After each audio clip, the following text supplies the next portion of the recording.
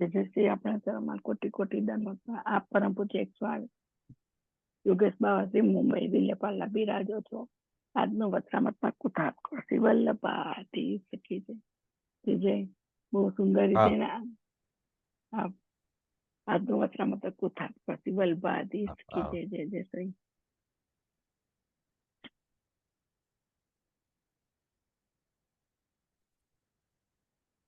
મંગલાચરણ કરીને આજનો સત્સંગ આપણે આરંભ કરીએ. ચિંતા સંતાનંતારો યત્પાદાંબુજરેણવઃ સ્વીયાનાંતાન નિજાચાર્યાન પ્રણમામિ મુહુર્મુહુઃ. યદનુગ્રહતો જંતુઃ સર્વદુઃખાતિકો ભવેत् તમહં સર્વદા વંદે શ્રીમદ્વલ્લભનંદનम्. અજ્ઞાનતિમિરાન્ધસ્ય જ્ઞાનાંજનશલાકયા ચક્ષુરુન્મીલિतं येन તસ્मै શ્રીગુરવે નમઃ. નમામિ હૃદયે શેષે લીલાક્ષીરાબ્ધિશાયિનम् લક્ષ્મી સહસ્રલીલાભિ સેવ્યમાनं કલાનિધિम्. ચતુર્ભિશ્ચ ત્રિભિસ્તથા ષડ્ભિર્વિરાજતે યોऽસૌ પંચધારદેવ. શ્રી કૃષ્ણાય નમઃ. શ્રી ગોપીજી નમઃ. શ્રી આચાર્ય ચરણ કમલિનુભ્ય નમઃ. શ્રી ગુસાઈજી પરમ દયાલુ નમઃ.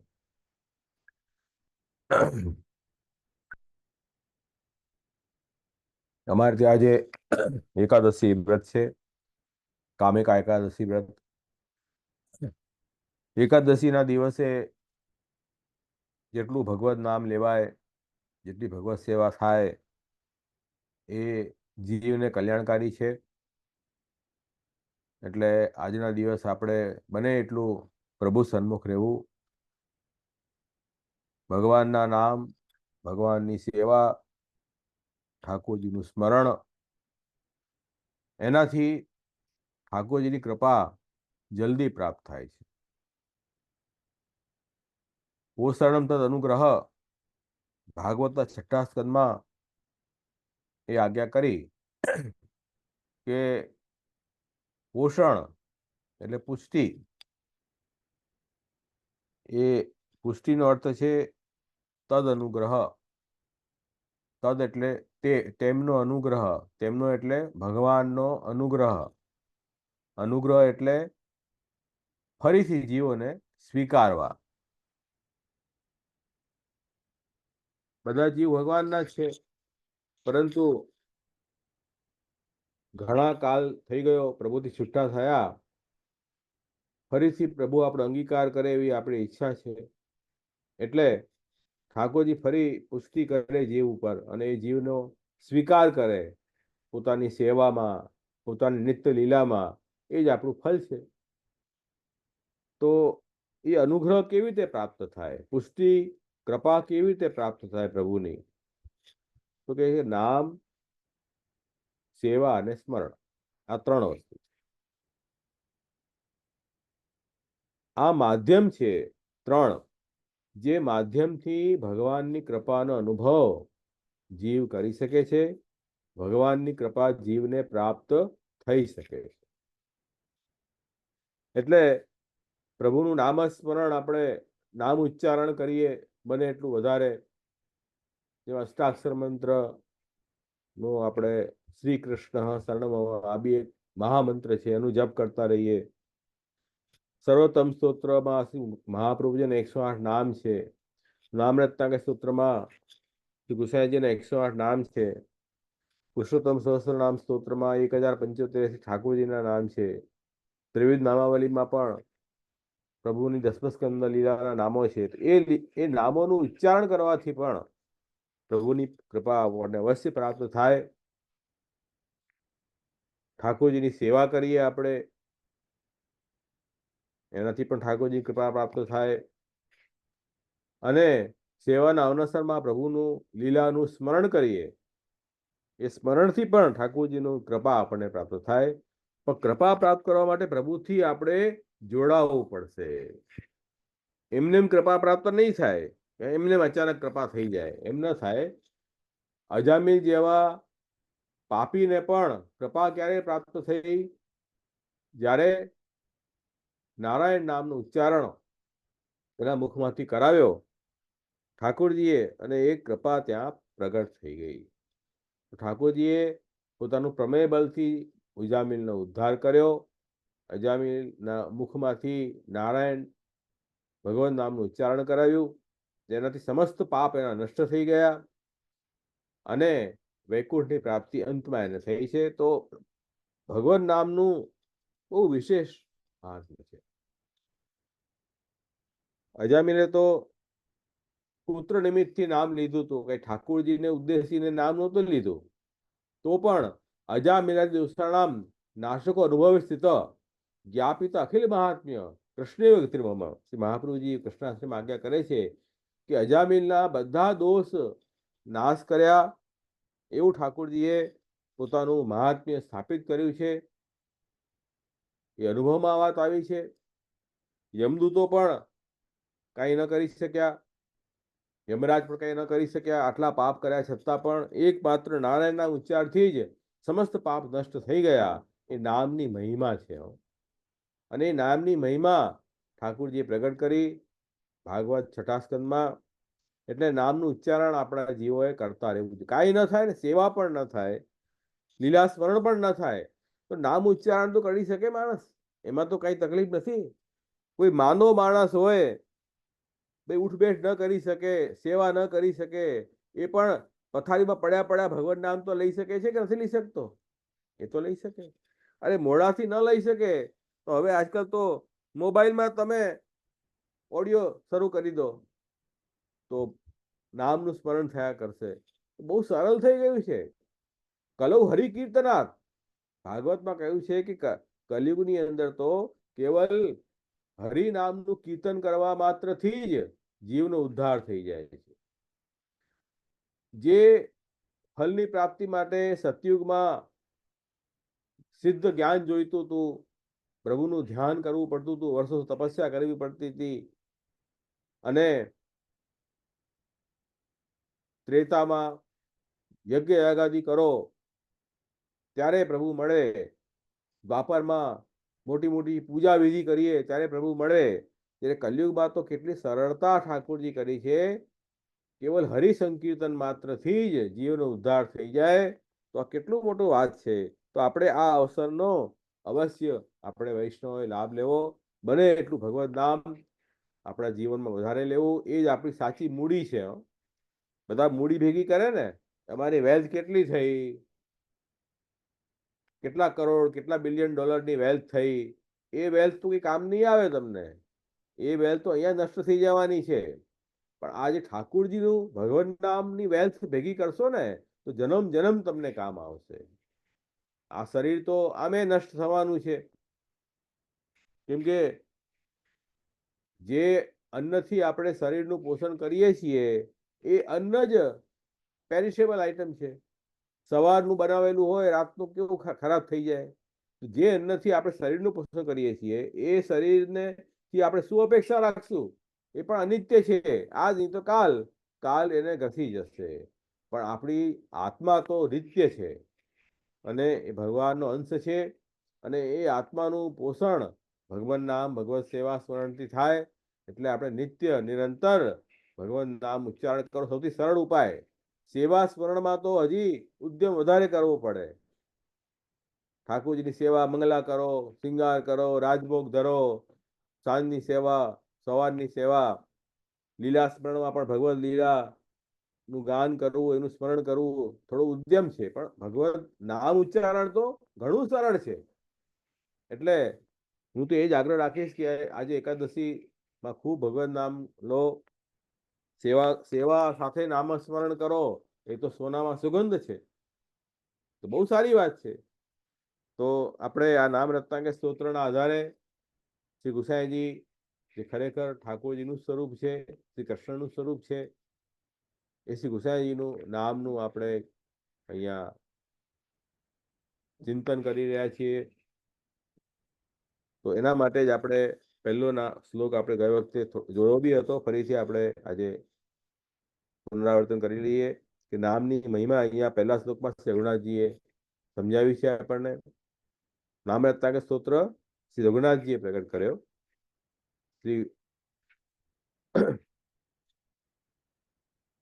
ગુસાઈજીની કૃપાથી, મહાપ્રભુજીની કૃપાથી, એમના મુખારવિંદમાંથી બહુ નાની વયે નામ રત્નાખ્ય સ્તોત્ર પ્રગટ થયું. અને એમના આ નામ રત્નાખ્ય સ્તોત્ર સમજાવવા માટે શ્રી રઘુનાથજી પંચમલાલજીના આત્મજ શ્રી દેવકીનંદજી મહારાજ શ્રી એમણે એની વ્યાખ્યા લખી છે. કેમ કે દરેક નામ બહુ ગૂઢ અર્થવાળા છે. આપણા જીવોને નામનો અર્થ સમજાવવા માટે શ્રી દેવકીનંદજીએ સુંદર વ્યાખ્યા લખી છે. એ વ્યાખ્યાના આધારે આપણે દરેક નામને સમજવાનું કોશિશ કરશું. દરેક નામ સાથે આપણે શ્રી ગુસાઈજીના ચરિત્ર અને ગુણ પણ સાથે જોડી શકીએ. કેમ કે નામ જે છે ને એ લીલા અનુસારી છે. જેવી પ્રભુએ જેવા ચરિત્ર દિવ્ય પ્રગટ કર્યા, દિવ્ય લીલા પ્રગટ થઈ, એ અનુસાર પ્રભુના નામ પ્રગટ થયા છે. અને જે લીલામાં જે ગુણો પ્રગટ થયા એ ગુણો અનુસાર પ્રભુના નામ છે. યથા નામ તથા ગુણ, યથા લીલા તથા નામ. જેવી લીલા એવા નામ, જેવા ગુણ એવા નામ. અલૌકિકમાં સંભવ છે, લૌકિકમાં એવું સંભવ નથી. લૌકિકમાં તો નામ કાંઈ હોય અને એના ગુણ કાંઈ દેખાતા હોય, ચરિત્ર કાંઈ હોય, નામ કાંઈ હોય. એટલે મા બાપે તો બિચારા બહુ શુભ આશયથી નામ રાખ્યું હોય, પણ કદાચ જેવા પ્રારબ્ધ તો કંઈ ચરિત્ર કંઈ નવા નવા પ્રગટ થાય. તો નામ પણ સારા રાખવાથી એની અસર સારી થાય. આપણે પણ આપણા સંતાનોના નામ બહુ સારા રાખવા, ભગવત સંબંધી નામ રાખવા. આજકાલ તો ફેશન એવી છે કે ગમે તેવા અર્થ વગરના નામ લોકો રાખે છે, જેનો કોઈ કશો અર્થ નથી. અને કેટલાક નામ તો કોઈ અર્થ વિચારીએ તો આપણને હસવું આવે કે આવા નામ રાખ્યા હશે. લોકો સમજતા જ નથી, ગમે તેવા નામ રાખવા લાગ્યા છે. તો આપણે ભગવત સંબંધી નામ રાખવું. આપણે વૈષ્ણવ છીએ, જેમાં દાસ ભાવ આપણો પ્રગટ થતો હોય, ઠાકોરજીનું મહાત્મ્ય પ્રગટ થતું હોય, ઠાકોરજીનું સ્મરણ થતું હોય, એવા નામ આપણે રાખીએ તો એ આપણને ઉદ્ધારક પણ થાય. તો એ નામની મહિમા ઘણી છે. એટલા માટે શ્રી રઘુનાથજી અહીંયા પહેલા શ્લોકમાં આજ્ઞા કરી, યન નામ અર્ક ઉદયાત પાપ ધ્વાંત રાશિ પ્રશામ્યતિ. યન નામ, જેમના નામના નામરૂપી સૂર્યના ઉદયથી, અર્ક એટલે સૂર્ય, યન નામ અર્ક, અર્ક એટલે સૂર્ય, જેમના નામરૂપી સૂર્યના ઉદયથી પાપ ધ્વાંત રાશિ, પાપરૂપી ધ્વાંત એટલે અંધકાર, પાપરૂપી જે અંધકાર છે જે રાશિ એટલે સમૂહ, ગ્રુપ, ટોટાલિટી. તો આજે પાપ ધ્વાંત રાશિ છે, પાપરૂપી અંધકારનો જે સમૂહ છે એ પ્રશામ્યથી નષ્ટ થઈ જાય છે. તો નામમાં કેટલી શક્તિ છે કે ગમે તેટલા પાપ કર્યા હોય જીવે, પણ નામના ઉચ્ચારણ માત્રથી જ એના બધા પાપ નષ્ટ થાય છે. જેવી રીતે સૂર્યનું એક્ઝામ્પલ અહીં આપ્યું છે. અર્ક એટલે સૂર્યનું એક્ઝામ્પલ કેમ આપ્યું કે સૂર્ય ઉદય થાય તો બહાર જેટલો બી અંધકાર હોય, રાત્રિનો અંધકાર બધો દૂર થઈ જાય કે ન થઈ જાય. આખી રાત્રિ કેવો અંધકાર હોય, સવારે જ્યારે સૂર્ય ઉદય થાય, સનરાઈઝ થાય, ત્યારે બધો બહારનો અંધકાર નષ્ટ થાય છે. એવી જ રીતે નામરૂપી સૂર્ય એવું છે કે જેનાથી અહીંયા અંધકાર, શેની વાત, કઈ વાતનો અંધકાર કયો છે? પાપરૂપી અંધકાર, અજ્ઞાનરૂપી અંધકાર.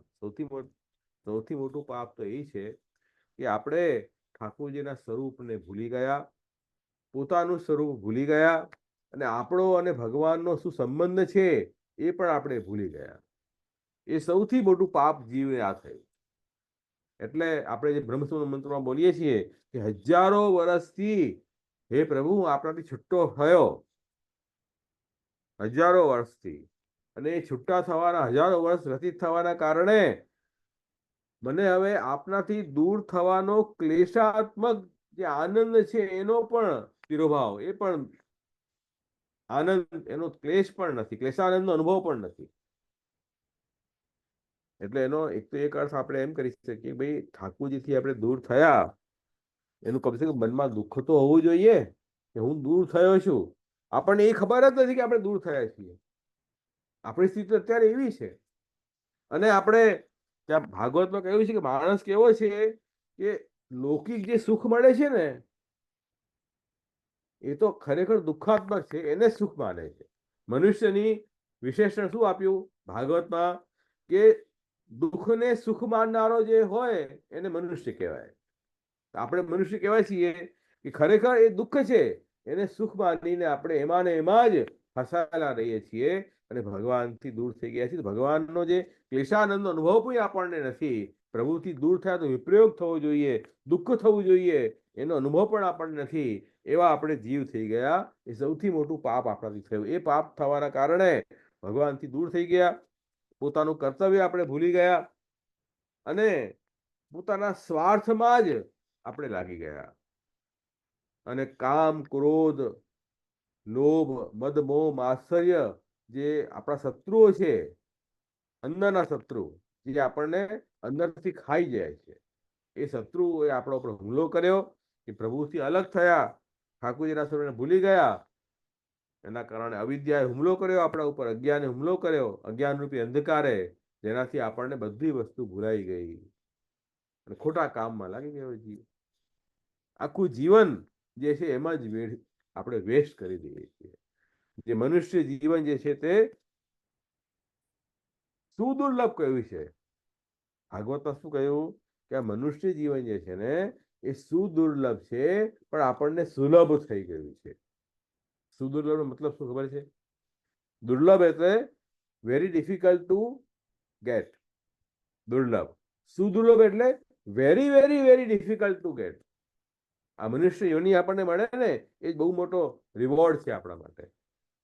અને એ આપણને સુલભ થઈ ગઈ એટલે ઇઝીલી મળી ગઈ, એટલે આપણને એની કદર નથી. આની કદર આપણને નથી. એના કારણે આપણે આ મનુષ્ય જીવનનો ઉપયોગ જે છે તે કેવળ લૌકિક મોજ શોખમાં જ એને આપણે વેસ્ટ કરી દઈએ છીએ. પણ ઠાકોરજીએ ઘણી કૃપા કરી જીવ ઉપર કે એને આ શરીર, મનુષ્ય રૂપી શરીર આપણને આપ્યું. આ એક નૌકા છે. આ શરીર, મનુષ્ય શરીર પણ એક નાવ છે કે જે નાવથી જેમ આપણે સાગર તરી જઈએ એમ આ મનુષ્ય રૂપી શરીર રૂપી જે નૌકા છે એનાથી આપણે સંસાર સાગરને તરી શકીએ છીએ. અને આપણને શ્રી મહાપ્રભુજી જેવા આચાર્ય પણ પ્રાપ્ત થયા, જે સાક્ષાત ઠાકોરજીનું સ્વરૂપ છે. વસ્તુત કૃષ્ણ એવ તે આચાર્ય ચરણ. એ આપણા નાવના નાવિક કેવટ થયા. નાવ ચલાવતા બી તો આવડવી જોઈએ. ભર સાગરમાં નાવ ડૂબી જાય તો કોણ સંભાળે? તો કુશલ કેવટ જોઈએ, નાવિક. તો મહાપ્રભુજી જેવા ગુરુ આપણને, આચાર્ય આપણને પ્રાપ્ત ઠાકોરજી કરાવી આપ્યા કે આ નાવ પણ મળી ગઈ, નાવને ચલાવનારો કુશલ એક્સપર્ટ આપણને નાવિક પણ મળી ગયો જે નાવને ચલાવે. હવે શું રહ્યું? અને પછી નાવ ચલાવવા માટે જે દિશામાં જવું હોય એ દિશાનો પવન પણ જોઈએ. વિન્ડ પણ એ સાઈડની હોવી જોઈએ ને. વિન્ડ ના હોય, પવન ના હોય તોય નાવ ના ચાલે. ભગવત કૃપારૂપી પવન પણ ચાલે છે. શું કૃપા છે કે વૈષ્ણવ કુલમાં આપણનો જન્મ થઈ ગયો, મહાપ્રભુજી જેવા ગુરુ મળી ગયા અને ઠાકોરજીની સેવા બી ઘરમાં બિરાજતી હોય છે, ઠાકોરજીનું સ્મરણ. આ બધું તો કૃપા જ છે, બીજું શું છે? આનાથી મોટી કઈ કૃપા જોઈએ તમને? બહુ મોટી કૃપા થઈ ગઈ ઠાકોરજીની. એ કૃપા પણ આપણને મળી તો પણ નાવ આપણે લક્ષ્ય ઉપર ન લઈ જઈએ. એનાથી મૂર્ખ માણસ બીજો કોઈ નથી. એ મૂળ કહેવાય. એ જીવ તો સાવ મૂળ થઈ ગયો. તો આપણે એ મૂળતાથી ઉપર આવીએ. લૌકિક તો કામ કરવાના જ છે, કરો, એની ના નથી. મહાપ્રભુ જાગે કરે છે કે લૌકિક વૈદિક જે છે એમાં કપટતા રાખવી અને વૈષ્ણવ ધર્મમાં સહજતા રાખવી. કપટતાનો મતલબ શું છે? કોઈને ચીટ કરવાનો મતલબ નથી કપટતાનો. પુષ્ટિ પ્રવાહ મર્યાદામાં શ્રી મહાપ્રભુજી આજ્ઞા કરી ભાઈ કાપટ્ય રાખવું. કાપટ્યનો મિનિંગ અહીંયા સમજવાની જરૂર છે કે ચીટિંગ એ મિનિંગ નથી, પરંતુ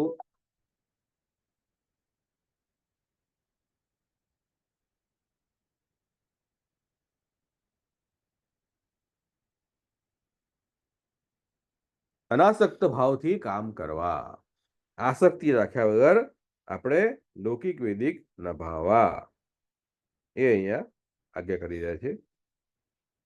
અનાસક્ત ભાવ નો મતલબ શું? ભગવદ્ ગીતા આપણે યાદ કરીએ, અહીંયા સૃષ્ટિ પ્રવાહ મર્યાદા ભેદમાં આજ્ઞા કરી છે કે લૌકિકત્વમ વૈદિકત્વમ કાપટ્યા તેષુ અન્યથા વૈષ્ણવત્વમ સહજમ તત અન્યત્ર વિપર્યય. પુષ્ટિ, પ્રવાહ અને મર્યાદા 3 પ્રકારના જીવ છે. તો એમાં 3 પ્રકારના જીવની અલગ અલગ ખાસિયત છે, વિશેષતા છે. શું વિશેષતા છે? જે પુષ્ટિ જીવ હશે એ લૌકિક વૈદિક કપટથી કરશે અને વૈષ્ણવ ધર્મ નેચરલ વેમાં કરશે. મર્યાદા જીવ હશે એ લૌકિક અને વૈષ્ણવ ધર્મ કપટથી કરશે અને વૈદિક ધર્મ જે છે એ સહજ કરશે. અને પ્રવાહી જીવ હશે એ લૌકિક સહજ રીતે કરશે અને વૈદિક અને વૈષ્ણવ ધર્મ કપટથી કરશે. કપટનો મતલબ શું? આસક્તિ રાખીને કામ કરવું. ભાઈ પોતાના સ્વાર્થ માટે કોઈ કામ કરીએ એ કપટ કહેવાય. જેમ કે ઠાકોરજીની સેવા તો આપણે કરીએ છીએ, પણ સેવા શા માટે કરીએ છીએ? કે મારો ધંધો સારો ચાલે, સારી નોકરી મળે, સારી છોકરી મળે, સંસાર સુખ ભોગ મને મળે, એટલા માટે હું ઠાકોરજીની સેવા કરું. આ જે સેવા તો તમે કરી રહ્યા છો, વૈષ્ણવ ધર્મ નિભાવી રહ્યા છો. ભગવત સેવા કરવી એ વૈષ્ણવ ધર્મ છે, પરંતુ એમાં કપટ રહેલો છે. નિષ્કપટ ભાવથી સેવા નથી કરી રહ્યા. પોતાનો સ્વાર્થ સિદ્ધ થાય એટલા માટે તમે ભગવત સેવા કરી રહ્યા છો. તો આ પુષ્ટિ જીવના લક્ષણ નથી. પુષ્ટિ જીવ સેવા શા માટે કરશે? કે મમઈ વાંસે જીવ લોકે જીવભૂત સનાતન, હું ભગવાનનો અંશ છું. ભગવાન અંશી છે એટલે ઠાકોરજી સ્વામી છે અને હું ઠાકોરજીનો સેવક છું, ઠાકોરજીનો દાસ છું. અને ભગવાન પ્રસન્ન થાય એ જ મારો મુખ્ય કર્તવ્ય. ભક્તિની સફળતા શેમાં? પછી મહાપ્રભુજી કહે છે કે કૃષ્ણ પ્રસાદ, કૃષ્ણની પ્રસન્નતા જ ભક્તિની સફળતા છે. આપણે બેરોમીટર આપવું કે આપણી ભક્તિ સફળ થઈ કે ન થઈ, થર્મોમીટર આપીએ ને ફીવર માટે, ફીવર છે કે નહીં, એમ આપણે ભક્તિ આપણી સફળ છે કે નહીં કેમ ખબર પડે? કે ઠાકોરજી પ્રસન્ન થયા કે ન થયા. તો ઠાકોરજીની પ્રસન્નતા માટે આપણે સેવા કરીએ છીએ, સ્મરણ કરીએ છીએ કે ઠાકોરજી પ્રસન્ન થાય, ઠાકોરજીની સ્તુતિ કરીએ છીએ, ભગવાનનું નામ ઉચ્ચારણ કરીએ છીએ. એ મુખ્ય ભાવ છે આપણો. કેમ? કે ભાઈ અંશી પ્રસન્ન હોય તો અંશ પણ પ્રસન્ન છે. અંશને અલગથી પ્રસન્ન કરવાની જરૂર જ નથી. ટોટાલિટી હેપી હોય તો એ ટોટલમાં જે અંગ રૂપ આવેલા છે એ તો હેપી થઈ જ જવાના છે. આખો દેશ ખુશખુશાલ રહેશે તો દેશમાં રહેનાર વ્યક્તિ પણ ખુશખુશાલ રહેશે કે નહીં રહેશે? એટલે આપણે ભગવાનથી અલગ નથી, ભગવાનના અભિન્ન અંગ છીએ. શ્રી મહાપ્રભુજી એટલા માટે જીવ માટે શું કહ્યું છે?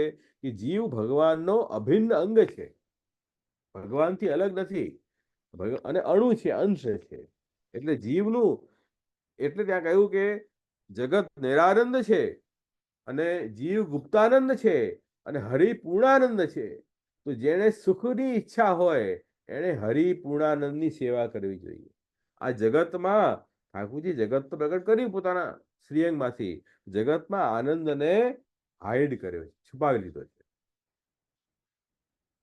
એટલે હવે એ જગતની વસ્તુઓને આપણે ભોગશું ને તો એમાં રિયલ આનંદ આપણને નહીં મળે. ખાલી આનંદની મિરર ઇમેજ ઊભી થશે કે આનંદ છે, આનંદ છે.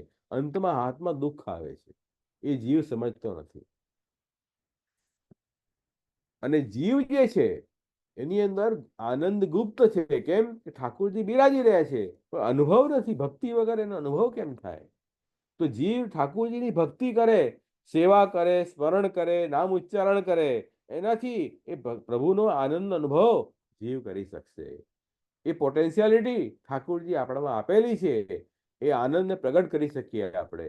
તો એ જે કહી રહ્યા છે કે જીવે જે છે એ અજ્ઞાનના કારણે જીવ પ્રભુથી દૂર થઈ જાય છે. એ જ મોટું પાપ છે. એ પાપ કેમ દૂર થશે? કે ભગવદ નામ ઉચ્ચારણ કરવાથી ધીરે ધીરે અંતઃકરણમાં શુદ્ધિ થશે, મેલ જે આવ્યા છે દૂર થશે. એટલે આપણે વૈષ્ણવ ધર્મમાં નિષ્કપટતા રાખવી. હે પ્રભુ, સર્વદા સર્વભાવેન ભજનીય વિજાધિપ સ્વસ્ય અયમેવ ધર્મો હિ નાને ક્વાપી કદાચન.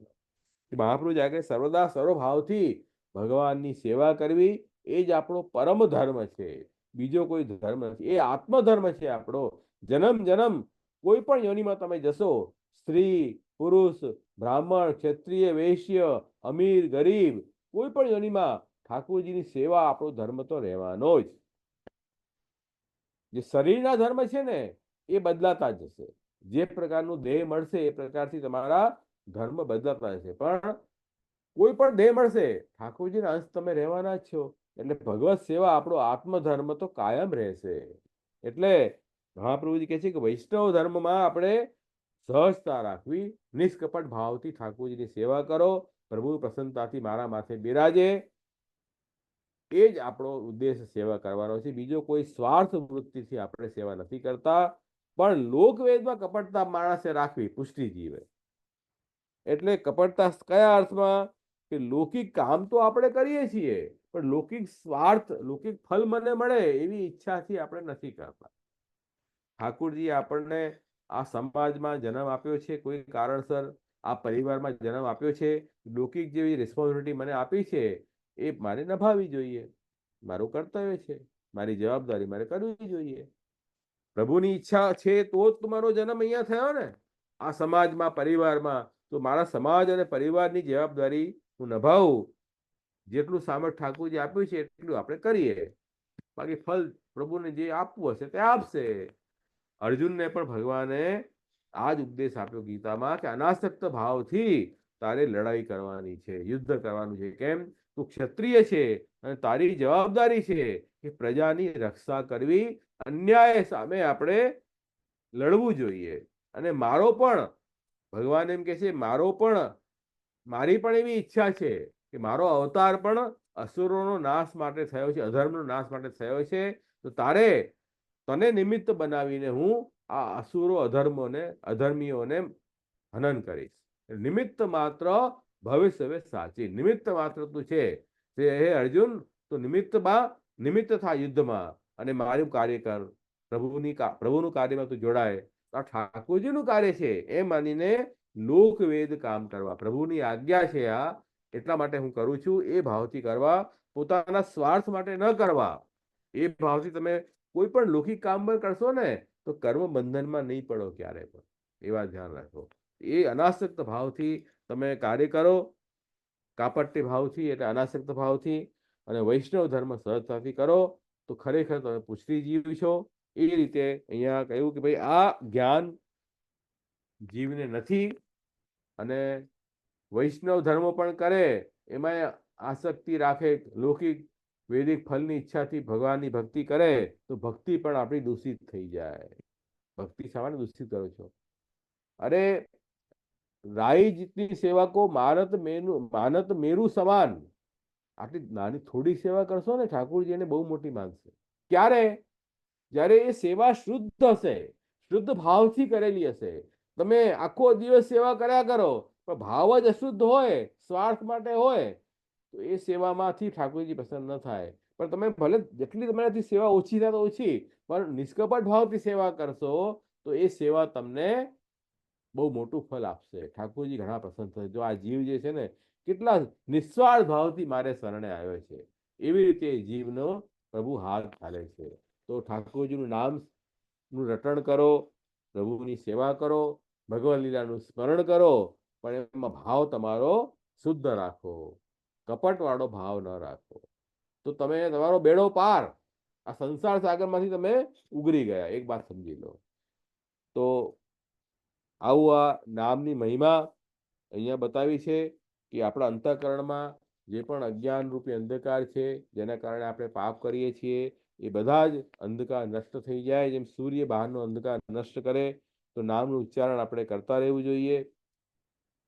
અને આ જે નામ છે એ તો અલૌકિક તેજ છે, પ્રભુનું નામ છે ને. લૌકિક સૂર્ય તો છે નહીં.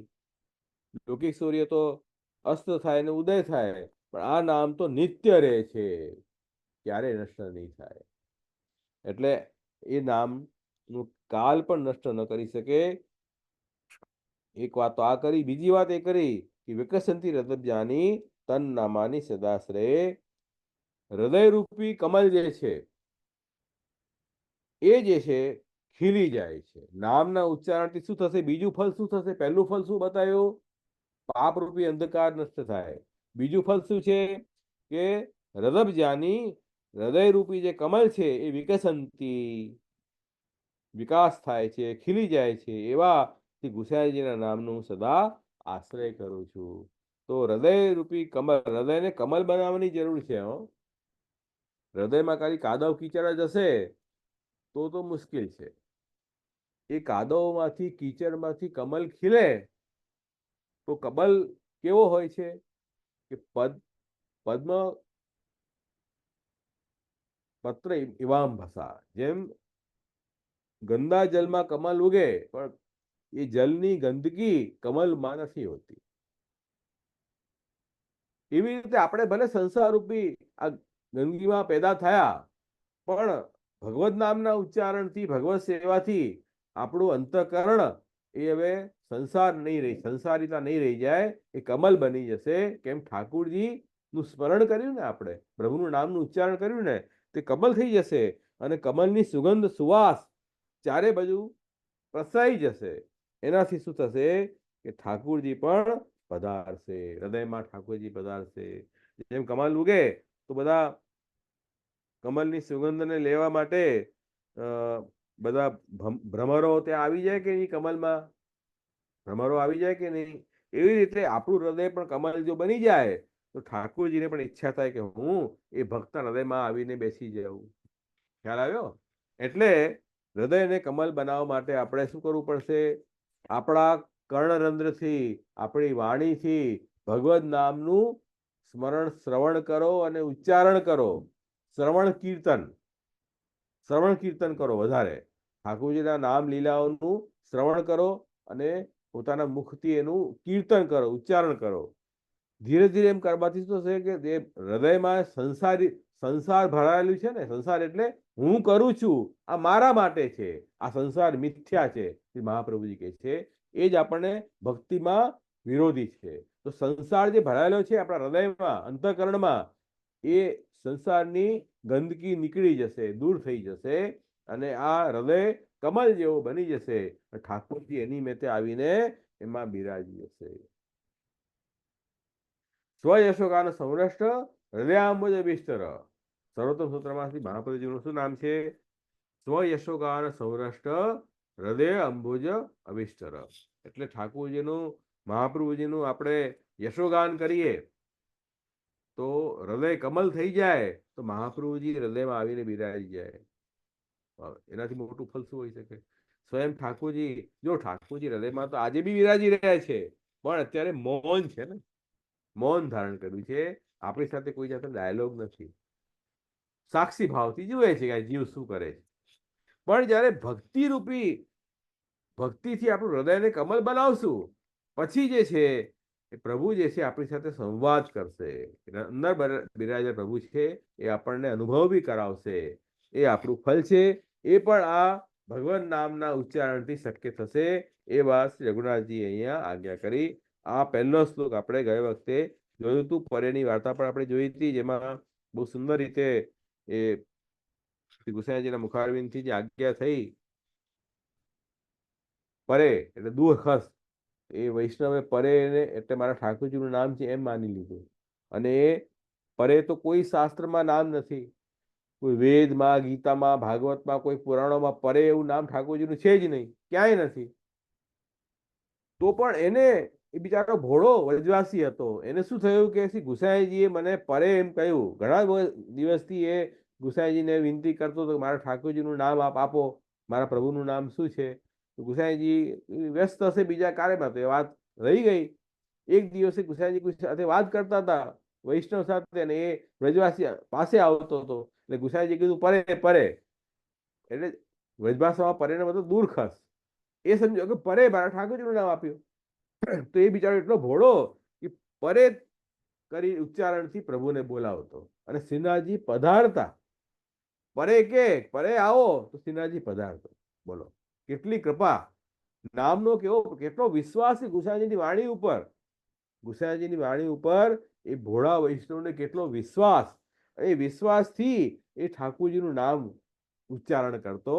તો એને એ નામમાં પ્રભુ પ્રગટ થયા કે ન થયા? તો આપણે પણ એટલા વિશ્વાસથી પ્રેમપૂર્વક જો નામ ઉચ્ચારણ કરીએ તો આ નામ ફલિત થાય થાય અને થાય જ. પણ આપણે ઉચ્ચારણ તો કરી છે નામ, એમાં આપણી ખામી છે. શું ખામી છે? જો એવો વિશ્વાસ નથી, અને અન્યાશ્રય કરતા પડીએ છીએ. બે વસ્તુથી નામ ફલિત થતું નથી. અષ્ટાક્ષર મંત્રની તમે કંઠી તો ઘણા વૈષ્ણવો લઈ જાય છે, પણ અન્યાશ્રય છોડતા નથી. આપણે કોઈ અન્ય દેવી દેવતા ગ્રહ આદિ ના વ્રત કરવાના છોડો, ભજન કરવાનું છોડો, સકામ ભાવથી કોઈ યજ્ઞ ન કરો, એ આપણે અન્યાશ્રયનો પ્રકાર છે. તો એ છોડતા નથી. આપણે બધા યજ્ઞ યાગાદી ઘણા ચાલે છે, બધા સકામ ભાવથી યજ્ઞ કરે છે, એ પણ અન્યાશ્રયનો જ એક પ્રકાર છે. તો અન્યાશ્રય નહીં છૂટશે ત્યાં સુધી નામ ફલિત નહીં થાય. અને વિશ્વાસ રાખવો પડશે. બે વસ્તુ શ્રી મહાપ્રભુજીએ ક્યાં બતાવી છે? વિવેક ધૈર્યાશ્રયમાં. વિવેક ધૈર્યાશ્રયમાં આ વસ્તુ કહી છે. ખરેખર તમને આશ્રય દ્રઢ કરવો હોય, ભગવાન નામ ફલિત કરવું હોય, તો તમારે આ બે વસ્તુનું ધ્યાન રાખવું પડશે. એ બે વસ્તુ અન્યસ્ય ભજનમ તત્ર તત્વગમનમેવ ચ પ્રાર્થના કાર્ય માત્રેપી તથા અન્ય વિવર્જેત અવિશ્વાસ કર્તવ્ય સર્વથા બાધકસ્તુ સ બ્રહ્માસ્ત્ર ચાતકો ભાવ્યો પ્રાપ્તમ સેવેત નિર્મમ. તો અષ્ટાક્ષર મંત્ર બોલો, બહુ સુંદર વાત છે, પણ સાથે બે કન્ડિશન ફૂલફિલ કરો કે અન્યસ્ય ભજનમ, કૃષ્ણ સિવાય બીજા કોઈની સેવા કોઈ સકામ ભાવથી કરીએ આપણે, અથવા પ્રાર્થના કરીએ, સ્વતઃ ત્યાં એમના દર્શન આદિ માટે જઈએ, એનું વિવર્જય એ ન કરવું જોઈએ. એનાથી આપણો આશ્રય નથી રહેતો, એટલે નામ ફલિત નહીં થાય. અને બીજી વાત, અવિશ્વાસ પણ ન કરવું. આ ભગવત નામ છે, ભગવત સેવા છે, ભગવત નામ અને ભગવત સેવા છે, તો એમાં અવિશ્વાસ પણ આપણે ન કરવું. આ અવશ્ય ફલિત થશે.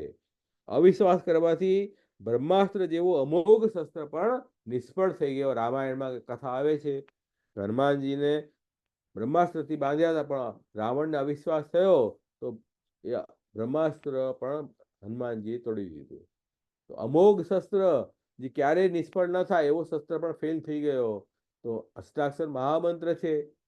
આ શ્રી ગુસાઈજી ના નામરત્નાક્ષર સૂત્રના નામ સર્વોત્તમ સૂત્રમાં શ્રી મહાપ્રભુજીના નામ અમોઘ છે, અમોઘ નામ છે.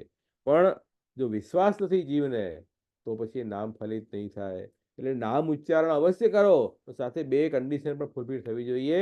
એક તો અનન્ય આશ્રય અને પૂર્ણ વિશ્વાસ. આ બે વસ્તુ બહુ જરૂરી છે, તો તમને નામ ફલિત થશે. તો આટલી વાત આપણે સમજી ગયા. હવે બીજા શ્લોકમાં તો આ નામ જે છે એને મંત્ર રૂપ બતાવ્યા છે.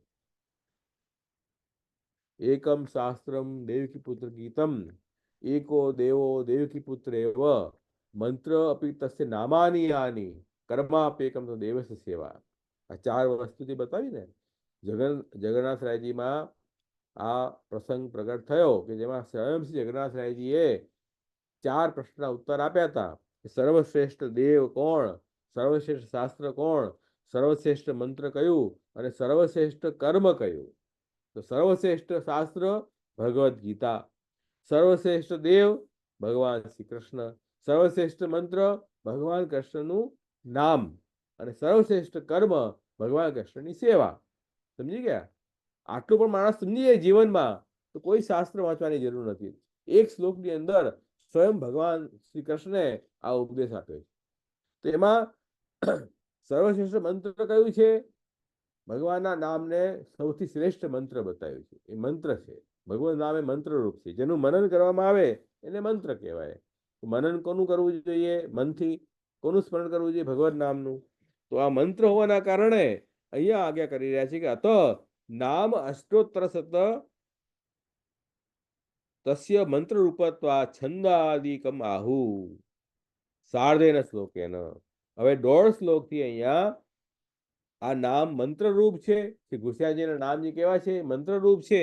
એટલા મંત્રમાં છંદ કોણ, ઋષિ કોણ, દેવ કોણ, વિનિયોગ શામાં થાય, આ બધી વસ્તુ પણ બતાવવી જરૂરી છે. સર્વોત્તમ સૂત્રમાં પણ આ વસ્તુ બતાવી છે અને પુરુષોત્તમ સહસ્રનામ સૂત્રમાં પણ આ વસ્તુ બતાવી છે કે કોઈ પણ મંત્ર હોય એ મંત્રના પ્રગટ કરનારા ઋષિ, એ મંત્ર કયા છંદમાં છે એ બતાવવું જોઈએ, એ મંત્રના અધિષ્ઠાતા દેવ કોણ છે એ બતાવવું જોઈએ, અને એ મંત્ર નો વિનિયોગ શેમાં કરવો એ પણ બતાવવું છે. ચારે વસ્તુ અહીંયા બતાવી છે. કઈ 4 વસ્તુ? આનુષ્ઠવ ઇદમ છંદ ઋષિ અગ્નિકુમારજ સર્વશક્તિ સમાયુક્તો દેવ શ્રી વલ્લભાત્મજ વિનિયોગ સમસ્તેસ્ત સમસ્ત ઇષ્ટ સિદ્ધ્યર્થે વિનિરૂપિત. હે ને? 4 વસ્તુ બતાવી ને કે અનુષ્ટુપ તો છંદ છે. આ જે નામાત્મક જે મંત્ર છે, નામ રત્નાંગ સ્તોત્ર, એમાં છંદ કયો છે? અનુષ્ટુપ. બીજું, એના ઋષિ કોણ છે? ઋષિ અગ્નિકુમારજ. અગ્નિકુમારના પુત્ર. અગ્નિકુમાર કોણ? શ્રી ગુસાઈજી, અગ્નિ સ્વરૂપ મહાપ્રભુજી. અગ્નિકુમાર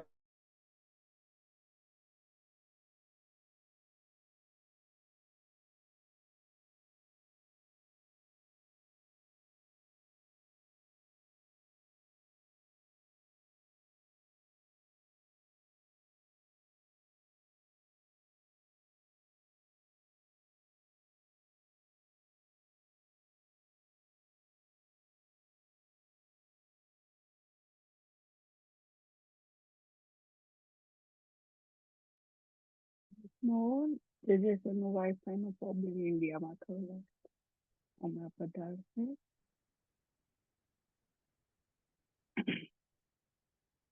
હા જેજેશ્રી.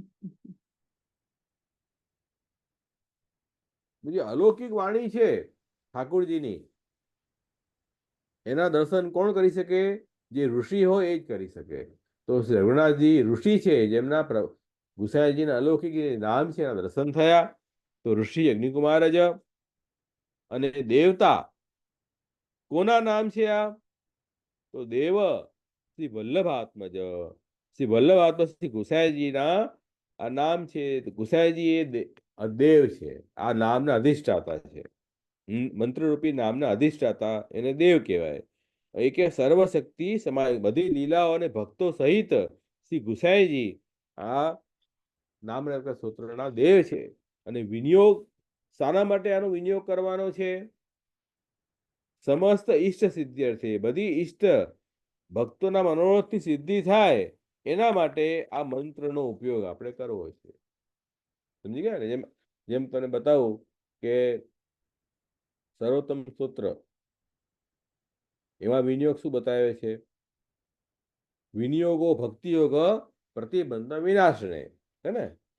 ભક્તિમાં જે પ્રતિબંધ આવતા હોય એ પ્રતિબંધને દૂર કરવા માટે સર્વોત્તમ સ્તોત્રનો પાઠ કરવો જોઈએ. પછી એ પ્રતિબંધ લૌકિક અલૌકિક બધા પ્રકારના પ્રતિબંધ એ પ્રતિબંધ જ કહેવાય. જે બી આપણને ઠાકોરજીની સેવા સ્મરણ કરવામાં પ્રતિબંધ બનતું હોય, વિઘ્ન બનતું હોય, એ દૂર મહાપ્રભુજીની કૃપાથી એમના નામ ઉચ્ચારણથી થાય. એવી જ રીતે અહીંયા શ્રી ગુસાઈજીના પણ જે નામો છે એમાંથી બધી સિદ્ધિ આપણને ભક્તના મનોરથ સિદ્ધ થાય. પહેલો મનોરથ ભક્તનો શું હોય? કે હું ભક્તિ કરું એમાં કોઈ વિઘ્ન ના આવે, કોઈ પ્રતિબંધ ના આવે, કોઈ ઓબ્સ્ટેકલ ના આવે. તો એ સિદ્ધિ પણ પ્રાપ્ત થશે નામ રત્નાંગ સ્તોત્રનો પાઠ કરવાથી. તો એ અસ્મિન મંત્રે આનુષ્ટવમ છંદ ઋષિ અગ્નિકુમાર સ્વયમેવ ઋષિ વક્તુ એવ તથાત્વાત. આ મંત્રમાં અનુષ્ઠુપ છંદ છે. આ મંત્રના વક્તા શ્રી ગુસાઈજીના પુત્ર શ્રી રઘુનાથજી સ્વયં ઋષિ છે અને સર્વશક્તિ સમાયુક્ત શ્રી વલ્લભ આત્મજ દેવ અધિષ્ઠાતા ફલ રૂપ વા. હવે કે છે કે ભાઈ દેવ જે છે આમાં શ્રી ગુસાઈજી સ્વયં છે. સર્વશક્તિ સમાયુક્ત દેવ શ્રી વલ્લભ આત્મજ બધી શક્તિઓથી સહિત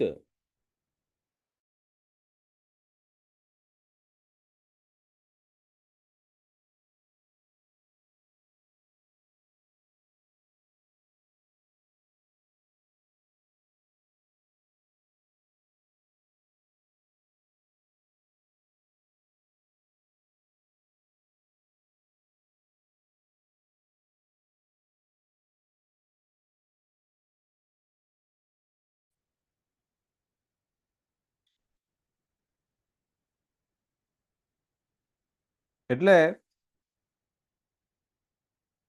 ગુસાઈજી મંત્રના અધિષ્ઠાતા દેવ છે. એ ગુસાઈજી કેવા છે? સર્વશક્તિ સમાયુક્ત, બધી શક્તિઓથી સહિત. તો શક્તિ એટલે શું અહીંયા? તો શક્તિનો મતલબ અહીંયા લીધું છે લીલા.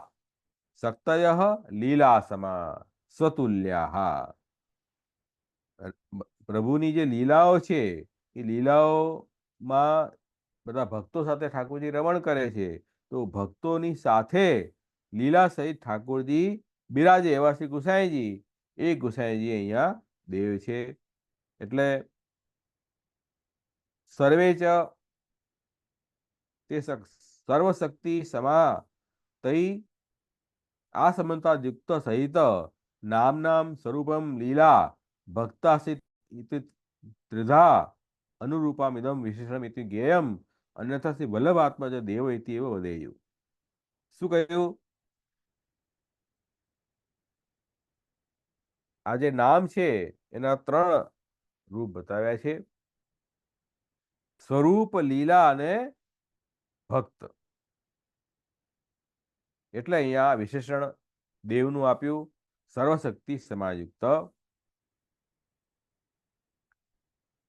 તો કેવલ દેવ છે એમ નથી કીધું. વલ્લભ આત્મા શ્રી ગુસાઈજી કેવલ દેવ, સર્વશક્તિ સમાયુક્ત દેવ એમ કહ્યું છે.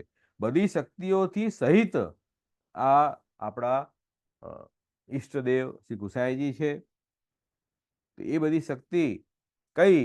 તો એ આપણે જોયું કે ભક્ત, લીલા અને ઠાકોરજીનું સ્વરૂપ, 3 વસ્તુ આમાં લીધી છે. એટલે ગુસાઈજી જે પ્રકારની લીલા કરે, જે ભક્તો સાથે, અને લીલામાં જેવું સ્વરૂપ પ્રગટ કરે એવા નામ પ્રગટ થયા છે. ધ્યાનમાં આવી વાત? આ નામ જે છે કેવી રીતે પ્રગટ થયા? કે શ્રી ગુસાઈજીના પ્રસંગો, ચરિત્રો આપણે 252 વૈષ્ણવમાં વાંચીએ, અથવા શ્રી ગુસાઈજીનું જે નિજ વાર્તા, ઘરુ વાર્તા બી પ્રસિદ્ધ છે, એમાં પણ શ્રી ગુસાઈ ચરિત્ર આપણને મળે છે. અથવા ગોપાલદાસજી વલ્ભાખ્યાન ગાયું છે, એમાં પણ ગુસાઈજીના ચરિત્ર આપણને મળે છે. તો એમાં શ્રી ગુસાઈજીનું જેવું સ્વરૂપ પ્રગટ થયું, જેવી ગુસાઈજીએ દિવ્ય ચરિત્ર લીલા બતાવી પ્રગટ કરીને, અને એ લીલામાં જેવા પ્રકારના ભક્તોને સાથે આપે રાખ્યા, એ અનુસાર અહીંયા બધા નામ શ્રી રઘુનાથજીએ પ્રગટ કર્યા છે. ધ્યાનમાં આવી વાત? શું કહી રહ્યા છે? કે નામ સ્વરૂપમ લીલા ભક્તા ઇતિ ત્રિધા અનુરૂપમ ઇદમ વિશેષણમ ઇતિ જ્ઞેયમ. નહીં તો કેવલ વલ્લભ આત્મજ દેવ એટલું કહી દે તો વાત પૂરી થઈ જાત. વલ્લભ આત્મજ દેવ એમ નથી કહ્યું, સર્વશક્તિ સમાયુક્ત દેવ શ્રી વલ્લભ આત્મજ એ વાત કહી છે. એટલે આપણે સમજવું જોઈએ કે અહીંયા બધી શક્તિઓ સહિત, એટલે બધી લીલાઓ અને ભક્તો સહિત ગુસાઈજીનું સ્વરૂપ અહીંયા પ્રગટ થયું છે આ નામ. એવા આપણાથી ગુસાઈજી દેવ અહીંયા આ નામ રત્ન સૂત્રના દેવ છે. સમસ્તાનામ ભક્તાનામ અનિષ્ટમ, ભક્તાનામ ઇષ્ટમ ભગવત પ્રાપ્તિ લક્ષણમ સમસ્ત મોક્ષ પર્યંતમ તત ઇષ્ટમિતિ વા તસ્ય સિદ્ધિ પ્રાપ્તિ તદર્થે તત્કૃતે વિનિયોગ ઉદ્દેશ્ય વિશેષણ. એટલે બધા જ ભક્તોની હવે જે કહ્યું છે વિનિયોગ શેમાં કરવો, વિનિયોગ સમસ્ત ઇષ્ટ સિદ્ધ્યર્થે વિનિરૂપિત. એટલે વિનિયોગનો મતલબ કે આ સ્તોત્રનો પાઠ નું પ્રયોજન શું કરવાનું, સ્તોત્રનો પાઠ શા માટે કરવો, તો કે સમસ્ત ઇષ્ટ સિદ્ધ્યર્થમ, બધા ભક્તોની ઈષ્ટની સિદ્ધિ માટે. ભક્તોની ઈષ્ટ શું છે? ભગવત પ્રાપ્તિ. અહીંયા ઈષ્ટ આપણે લૌકિક ફળ નથી લેવાનું, ભગવાન એવ હિ ફલમ. મહાપ્રભુજી શું કહ્યું પુષ્ટિ મર્યાદામાં? ભગવાન જ ફળ છે. એટલે આપણા માટે, ભક્તો માટે, વૈષ્ણવ માટે જે ઈષ્ટ છે ને એ સાક્ષાત ઠાકોરજી છે. પ્રભુની પ્રાપ્તિ થવી આપણા માટે ઈષ્ટ છે. તો સમસ્તાનામ ભક્તાનામ ઈષ્ટમ ભગવત પ્રાપ્તિ લક્ષણમ સમસ્ત મોક્ષ પર્યંતમ તતો અપી ઇષ્ટમિતિ વા. એટલે મોક્ષથી પણ વધારે આપણો ફલ છે. પુષ્ટિ માર્ગમાં મોક્ષની ઈચ્છા નથી રાખતા આપણે, સ્મરણમ ભજનમ ચાપી નત્યાજિતિમતિ, આ મોક્ષ બતાવ્યું છે. સતત જીવનમાં ઠાકોરજીની સેવા અને સ્મરણ ચાલતી રહે અને ભજન આનંદ આપણને મળતો રહે પ્રભુનો, એ જ આપણા માટે મોક્ષ છે. ઠાકોર એટલે જન્મ મરણના બંધન છૂટી જાય, પ્રભુમાં લય થઈ જાય જીવનું, એ તો મર્યાદા માર્ગી મોક્ષ છે. એ મોક્ષ આપણે નથી ઈચ્છતા. આપણે શું ઈચ્છીએ છીએ કે અમને ભલે જન્મ થાય પણ એ દરેક જન્મમાં ઠાકોરજીની સેવાનો સુખ, ઠાકોરજીનું કથાનો સુખ આપણને મળે, અને સેવા અને કથાના સુખથી આપણે ભગવાનનો સ્વરૂપાનંદ ભજનાનંદ પ્રાપ્ત કરીએ. એ મોક્ષથી પણ વધારે આનંદ છે. એટલા માટે અક્ષરમતામ ઇદમ ફલમ નમ પરમ વિદામ, એમ વેણુગીતમાં ગોપીઓ એ વાત કરી કે આ ઠાકોરજીના દર્શન કરી લેવા ને એ જ અમારા માટે ફલ છે. અમને મોક્ષ નથી જોઈતો, અમને દરેક ઇન્દ્રિયથી એ ઠાકોરજીનો અનુભવ કરવો એ જ અમારા માટે મોક્ષથી પણ વધારે છે. અમને મોક્ષ જોઈતો જ નથી. તો એ જ અહીંયા કહી રહ્યા છે કે આપણા માટે સર્વ સમસ્ત ઇષ્ટ સિદ્ધ્યર્થે આપણા માટે ઇષ્ટ શું છે? ભગવત પ્રાપ્તિ, ઠાકોરજીનું ભજનાનંદ સ્વરૂપાનંદ, એ જ આપણા માટે ઇષ્ટ છે. એની સિદ્ધિ જે છે આ નામ રત્નાકર સ્તોત્રના પાઠ કરવાથી અવશ્ય થશે. તો સમસ્ત સિદ્ધ્યર્થે વિનિરૂપિત. આ નામ રત્નાકર સ્તોત્ર નિરૂપણ એટલા માટે કર્યું છે કે આ પુષ્ટિ માર્ગીય વૈષ્ણવ જીવ આનો પ્રેમપૂર્વક વિશ્વાસપૂર્વક પાઠ કરે, જેનાથી એમને ભગવત પ્રાપ્તિ રૂપી ઈષ્ટની પ્રાપ્તિ થાય. તો આ વિનિયોગ છે, દેવ શ્રી ગુસાઈજી છે, ઋષિ શ્રી રઘુનાથજી છે, અને છંદ અનુષ્ટુપ છે. આ રીતે અહીંયા આટલી વસ્તુ બતાવી. તો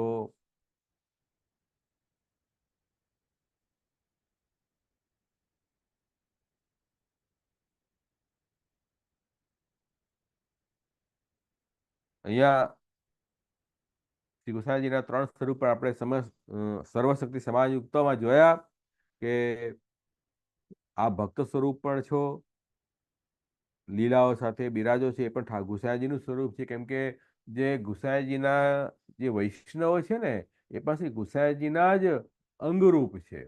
આપણે ત્યાં વાર્તા આવે છે કે એકવાર શ્રી ગુસાઈજીની આંખમાં થોડો લાલાશ થઈ, દુખાયો થયો. તો બહુજીએ પૂછ્યું કે આપને કેમ આંખમાં એવું છે? તો કે કોઈ વૈષ્ણવને કઈ શ્રમ થયો હશે. પછી ખબર પડી ચાચા હરિવંશજીને ઠોકર લાગી. ચાચા હરિવંશજી શ્રી ગુસાઈજીના ચક્ષુરૂપ છે. તો ચાચા હરિવંશજીને ઠોકર લાગી તો ગુસાઈજીની આંખમાં દુખાવો થયો. તો આનો મતલબ શું થયો કે જે ભક્ત છે એ પણ ઠાકોરજીનું સ્વરૂપ છે. જે 212 વૈષ્ણવો શ્રી ગુસાઈજીના એ ગુસાઈજીનું સ્વરૂપ છે. એટલે શ્રી ગુસાઈજીના 3 સ્વરૂપ આ નામમાં બિરાજે છે. સ્વામિનીજી સ્વરૂપ પણ ચંદ્રાવળી સ્વરૂપ શ્રી ગુસાઈજીનું છે, અને લીલારૂપથી પણ આપ જ પ્રગટ થયા છો, અને લીલામાં જે ભક્તો છે એ પણ આપનું સ્વરૂપ છે. એમ તૃતીયાત્મક સ્વરૂપ શ્રી ગુસાઈજીનું અહીંયા છે. એ વાત અહીંયા બતાવી છે. તો સુંદર અહીંયા શ્રી રઘુનાથજી અને દેવકીનંદજીએ સુંદર અર્થ કર્યો. તો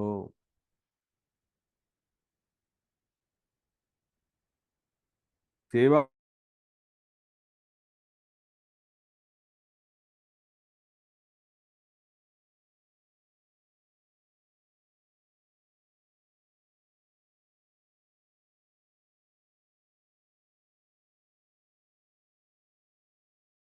માં તો દુઃખ પણ દૂર થાય અને આનંદની પ્રાપ્તિ પણ થાય છે. એટલા માટે ભગવદીઓ ગાયું છે कि सेवा मदन गोपाल की मुक्ति हुते मीठी, तो समस्त इष्ट सिद्ध्यर्थ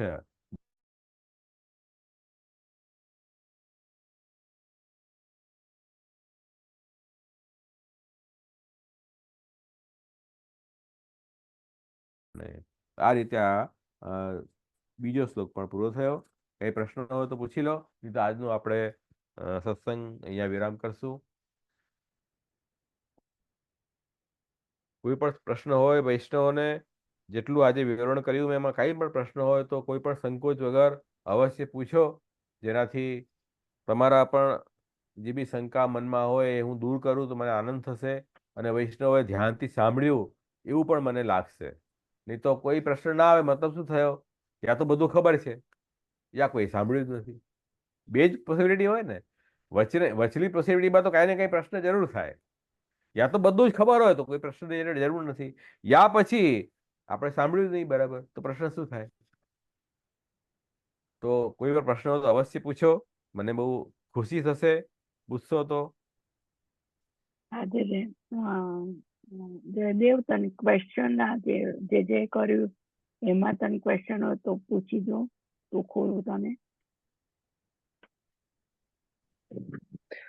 कोटि कोटि दंडवत प्रणाम जेजेश्री। હા આશીર્વાદ। જેજેશ્રી, મારો પ્રશ્ન એવો હતો, જ્યારે આપે કીધું કે અન્યાશ્રય ના કરો તો જેટલું ના કરો એટલું વધારે સારું છે, તો મારો સારું પ્રશ્ન એવો નહીં, હતો ન જ કે કરવો, ન જ નિષેધ છે આપણે ત્યાં।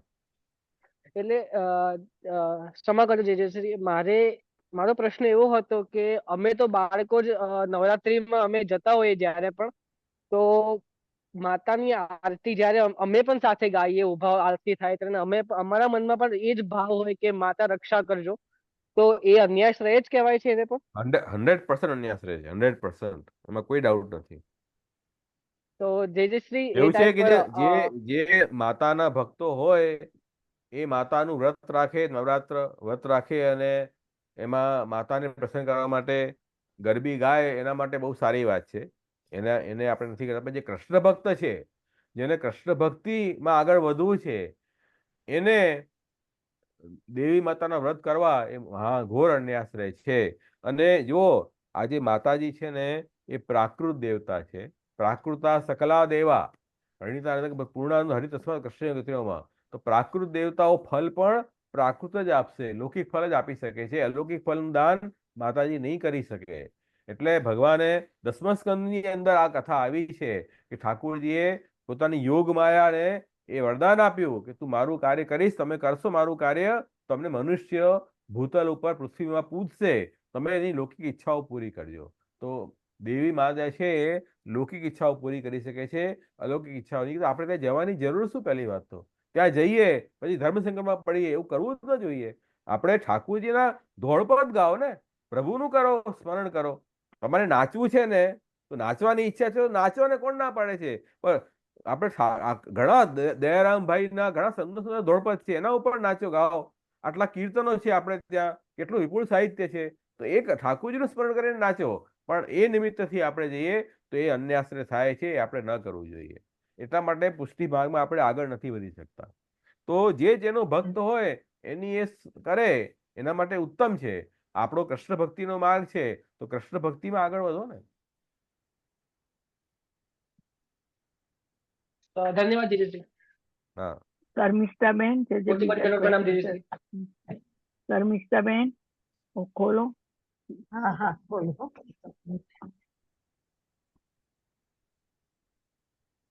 દંડવત પ્રણામ તેજશ્રી, ખૂબ હા સુંદર આશીર્વાદ। સમજાવ્યું આપે અન્યાશ્રય હા, વિશેનું। એક મને ક્વેશ્ચન છે કે આપણે ભાવથી ના કરતા હોય પણ ઘરમાં હવે રોજે હું યમુનાજીની આરતી કરું છું સાંજે, તો બધા સાથ આપતા હોય, પણ હવે એ લોકોને થોડું બધું આ માતાજીનું ને એવું કરવું, ધર્મ સંબંધી ખરા બધા, પણ એ લોકો કરતા હોય પછી આપણે એમ ખાલી કોઈ ભાવનાથી નહીં પણ એમ જ સાથ આપીએ તો એ અન્યાશ્રય કહેવાય છે? કોણ સાથ આપે? તમે સાથ આપો કે અન્યાશ્રય કરે છે એ સાથ આપે? ના ના, એટલે એક જ મિનિટ।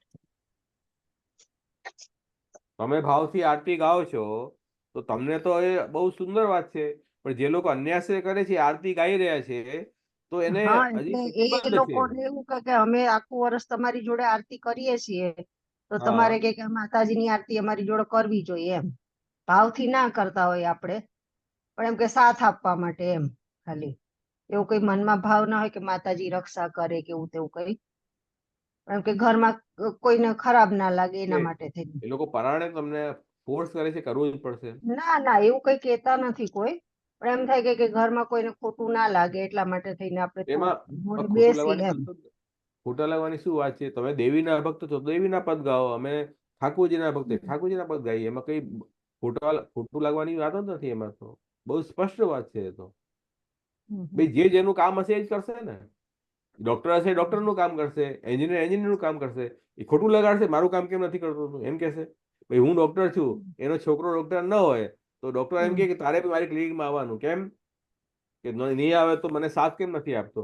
એ કેવી રીતે સાથ આપે? એનું લાઈન અલગ છે, આની લાઈન અલગ છે. તમે દેવી માર્ગમાં છો, તમે દેવીનું કામ કાર્ય કરો, અમે ભક્તિ માર્ગમાં છે, ભક્તિનું કાર્ય કરીએ છીએ. એમાં ખોટું લાગવાની એ લોકોને અણસમજ છે. તમારે સમજાવવું જોઈએ કે ભાઈ એમાં ખોટું લાગવાની કઈ વાત નથી. આપણા બંનેના રસ્તા અલગ અલગ છે. આપણે પરિવારમાં સાથે આવી ગયા છીએ એ કોઈ સંસ્કારના કારણે, પણ તમને દેવીમાં આસ્થા છે તો તમે દેવીનું સ્મરણ કરો, અમને કૃષ્ણમાં આસ્થા છે, અમે કૃષ્ણનું સ્મરણ કરશું. એમાં ખોટું લગાડવાની કઈ વાત જ નથી. કેમ કે અમે અમારું ભક્તિ માર્ગ જે છે ને, ભક્તિ માર્ગમાં અમે જઈએ અને દેવીનું સ્મરણ કરીએ. કોઈ પરાણે આપણને કહે તો આપણે જય શ્રી કૃષ્ણ કરી દેવા કે ભાઈ દેવી પણ ઠાકોરજીની સેવિકા છે. જો 10મા સ્કંદ તમે વાંચો ભાગવતમાં કે ઠાકોરજીની એ દાસી છે અને પ્રભુની આજ્ઞાનું પાલન કર્યું યોગમાયાએ. તો એ આપણે એમ માનીને જય શ્રી કૃષ્ણ કરીએ દેવી માતાને, તો દેવી પણ ખુશ થાય. અને દેવી માતા તો ઈચ્છે છે કે વૈષ્ણવની સેવા અમને મળે. બોલો, ચાચા હરિવંશજી ગામમાં આગ્રામાં પધાર્યા તો દેવી માતાએ પંખો કર્યો આખી રાત એમને, 4 રૂપ ધારણ કરીને. 4 વૈષ્ણવ સાથે બિરાજતા હતા.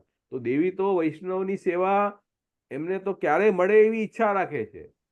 તો આ વાત ખરેખર જો તમારા પરિવારવાળા વૈષ્ણવો તેને સમજાવો કે ઠાકોરજીનું શું મહાત્મ્ય છે અને દેવીનું શું મહાત્મ્ય છે.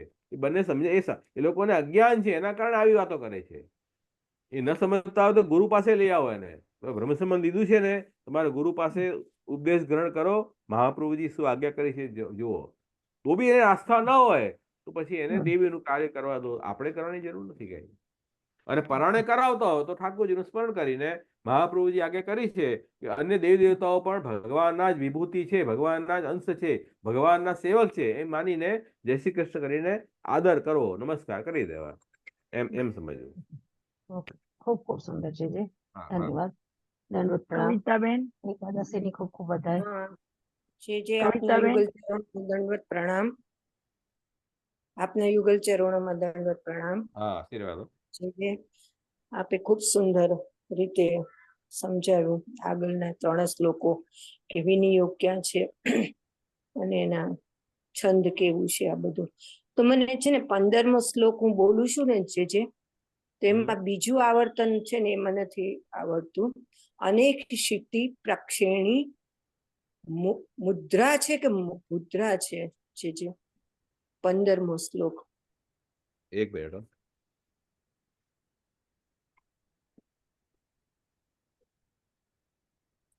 અનેક ક્ષિતિપ શ્રેણી મૂર્ધા સક્ત પદાંબુજ. એટલે મ છે ને ભ નથી ને. હા, મ છે, મૂર્ધા સક્ત. મૂર્ધા. અનેક ક્ષિતિપ શ્રેણી મૂર્ધા સક્ત પદાંબુજ. અચ્છા, મૂર્ધા સપ્ત પદાંબુજ. હા, સુંદર. અને બીજા શ્લોકમાં પાછળનો લાસ્ટ છે મૂર્ધા શક્તિ. બરોબર. રઘુનાથસ્ય કૃતિર વિજયતે ને, કૃતિર ર બોલવાનો ને જે કૃતિર વિજય આફ્રામ. તેતરામ. ઈયમ સે એટલે રઘુનાથસ્ય કૃતિર કૃતિર વિજય કૃતિર તેતરામ. તમામ અને આગળનો 29મો છે તત્ત પાદનો ત્યય સંશયમ યજ્ઞન મનસ્ય વિદ્યાયેત મનસ્ય તત્ત આપનોત્ય સંશયમ. તત્ત મનસ્ય દાપનો તત્ત આપનોત્ય સંશયમ. અચ્છા આપનો તો આપનો એટલે બોલે એવું? દ અને અ મળીને તો દાપનો થઈ ગયું છે, દાપનો. સમજ્યા ને? હા હા હા સંસ્કૃતમાં દ અને અ મળ્યું છે ને એટલે દાપનો, હા, પણ હા. એ તત્તદ આપનોત્ય સંશયમ. અચ્છા, અને કદાચ અ ન બોલીએ ને દાપનો ત્યય બોલીએ તો ચાલે કે એવું તો ન ચાલે? તદાપનો એમ કરવું પડશે. તદાપનોત્ય સંશયમ. તદાપનો, હા, બરોબર. તત્તદ પછી બે વાર તદ નહીં બોલતા, પછી તો પછી બે વાર તદ નહીં બોલાય, તમારે તદાપનોત્ય સંશય એમ બોલજો. એના કરતા તો આપનો તો સરસ સારું થશે. હા, એ તમે જે રીતે ફાવે એ રીતે. યા તમારે જો તત્તદ આપનો. બે વાર તદ બોલવું હોય ને તો આપનો તો બોલવું પડશે, અને બે વાર અચ્છા, તદ ન બોલવું હોય તો તદ આપનોત્ય એમ, તદ અચ્છા, દાપનો અચ્છા. એમ બોલવું પડશે. હા હા જેજેશ્રી તો દા કેમ લખ્યો છે એ લોકોએ અંદર અની જગ્યાએ, એનું અરે કારણ શું? તત્તદ એટલે તે આપનોતી એટલે પ્રાપ્ત થાય છે. તો તત દ અને અ મળે તો હમ. એમાં સંયોગ થઈ જાય તો દા થઈ જાય. દ પ્લસ આ ઇક્વલ ટુ દા એમ. એટલે દાપનો ને આપ.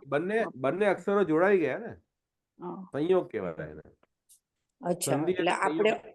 સંધિ છૂટી પાડીને કરવાનું આપણે. હા, હા.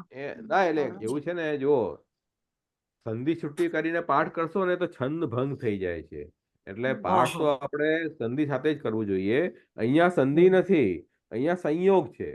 સંધિ અને સંયોગમાં અચ્છા, ફરક છે, અહીંયા. ટેકનિકલ બંનેમાં ફરક છે. જોડે છે. હા સંધિમાં હા હા સાઉન્ડમાં પરિવર્તન આવે અને સંયોગમાં સાઉન્ડમાં પરિવર્તન ના આવે. જેમ અહીંયા તત્તદ આપનો, એ દ અને અ બંને બોલે છે ને આ, એટલે સાઉન્ડ હા હા ડિફોર્મેશન નથી અહીંયા. સંધિમાં સાઉન્ડ અચ્છા, ડિફોર્મેશન થાય. અહીંયા છૂટું કરશો તો ચાલશે. તત્તદ આપનો ચાલશે. સંશય બોલશો તો ચાલશે. હા હા અને તત્તદ આપનો તે સંશય બોલશો ને તો ચાલશે. ચાલશે. હમ. અને જે પ્રેમાર્દ્રગ વિશાલાક્ષ, એ 20મા શ્લોકમાં છે, પહેલું આવર્તન. હમ. પ્રેમાળ દ્રગ વિશાલાક્ષ ક્ષિતિ મંડલ મંડન. અચ્છા, એટલે પ્રેમાળ પ્રેમાર. પ્રેમાળ દ્રગ વિશાલાક્ષ. અચ્છા, પ્રેમાળ પ્રેમાર. પ્રેમાળ દ્રગ વિશાલાક્ષ.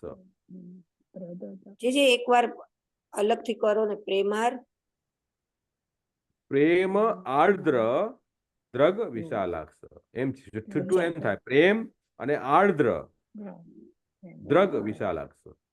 અચ્છા પ્રેમાર્દ્ર દ્રગ વિશાલાક્ષ.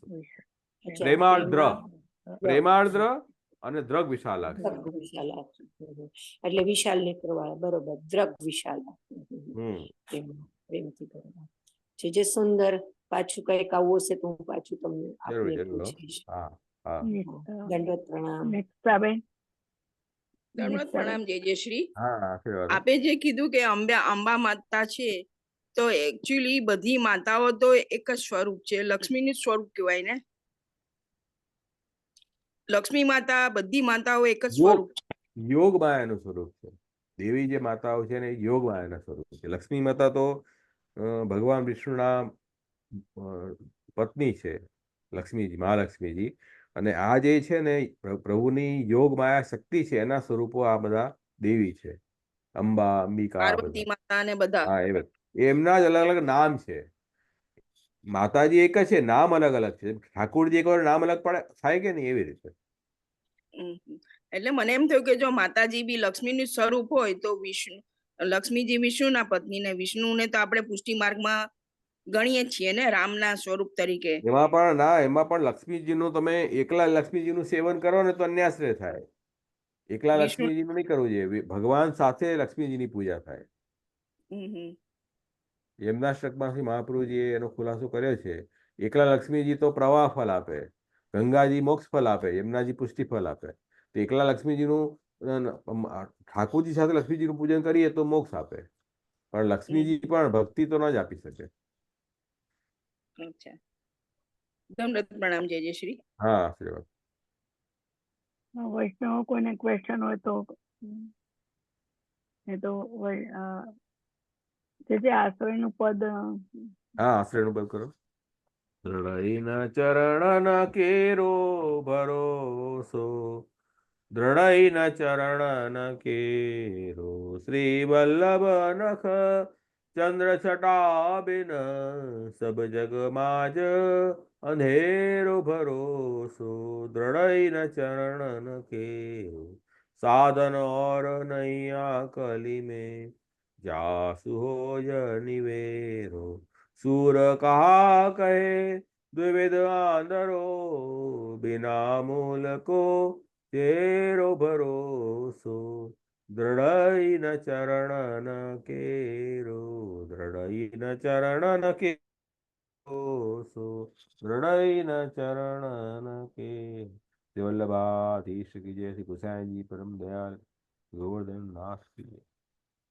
ઘણો આનંદ થયો બધા વૈષ્ણવને મળીને, બધાએ પ્રશ્ન પૂછ્યા એનો પણ ઘણો આનંદ થયો. એવી રીતે જ જિજ્ઞાસા પ્રકટ રાખો તો મને પણ આનંદ થશે, તમને પણ અજ્ઞાન દૂર થશે. શ્રી વલ્લભાધીશ કી જય. જય જય પ્રણામ. દંડવત પ્રણામ. જય જય શ્રી. સુંદર સમજાવ્યું, સુંદર સમજાવ્યું. પ્રણામ જય જય.